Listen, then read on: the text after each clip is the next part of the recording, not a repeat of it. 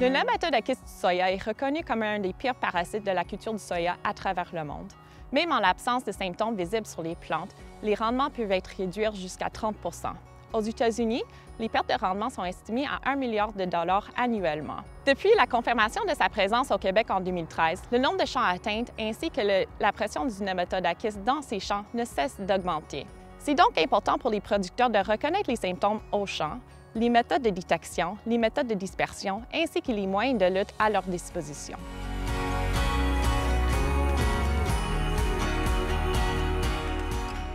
La plupart des champs sont contaminés avec du sol provenant d'un champ contaminé contenant des œufs ou des kystes.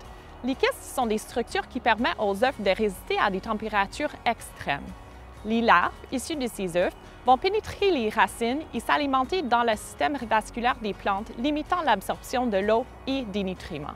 Les symptômes qui en découlent à différents niveaux de contamination sont du jaunissement, un faible développement racinaire et du flétrissement jusqu'à la mort des plantes. La distribution ne sera pas uniforme au champ. On retrouve souvent les symptômes en entrée du champ, en bordure ou en foyer et en zone basse où l'eau s'accumule.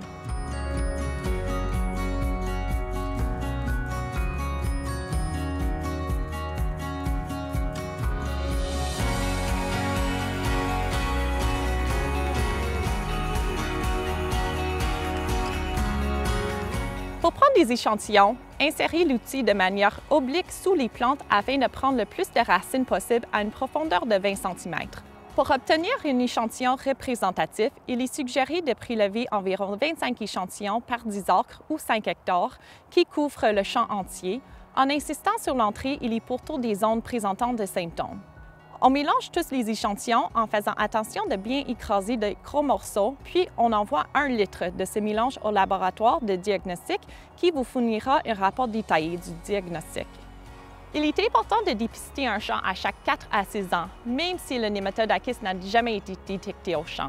Ceci permet aux producteurs de faire des suivis au champ afin de savoir si le nématode est présent ou non.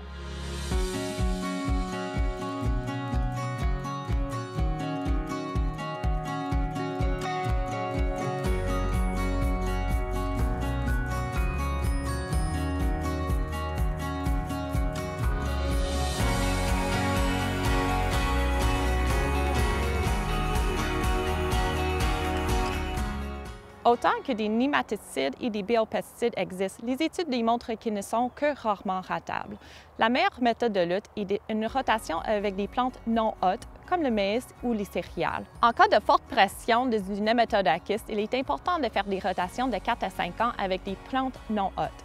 Des rotations de cultivars du soya résistantes est également importante. Des sélectionneurs comme Louise O'Donoghue travaillent fort à introduire des gènes de résistance dans les cultivars adaptés pour le Québec. Heureusement, il existe effectivement des cultivars qui sont résistants au Nematodaquiste du soya et vous trouverez facilement ces informations-là dans le guide du Réseau des grandes cultures du Québec. Toutefois, 95 % de ces cultivars possèdent la même source de résistance, ce qui fait qu'avec le temps, le nématode s'adapte et déjoue la résistance. Pour une bonne rotation de cultivars, normalement, on essaie de changer de source de résistance. Ce phénomène est observé en Ontario et aux États-Unis. Alors, il est important, si c'est possible, de poser des questions auprès de votre fournisseur à savoir quelles sources de résistance sont dans les cultivars qu'il propose. Toutefois, même si c'est la même source de résistance, il est conseillé d'alterner différents cultivars parce que ça peut aider à maintenir les populations plus basses au champ. En plus de faire de bonnes rotations, il y a d'autres stratégies d'intervention qui peuvent aider à réduire la contamination et l'augmentation des populations dans un champ.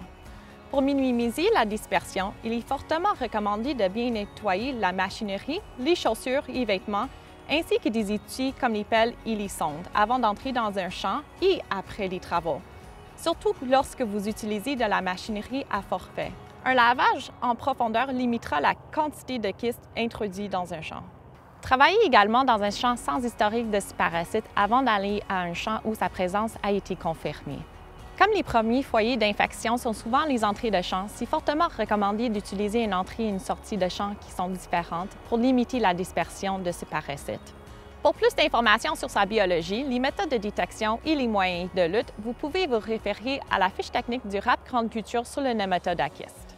Abonnez-vous également au RAP Grande Culture. De cette façon, vous recevrez les communiqués de l'évolution des ennemis des grandes cultures au cours de la saison.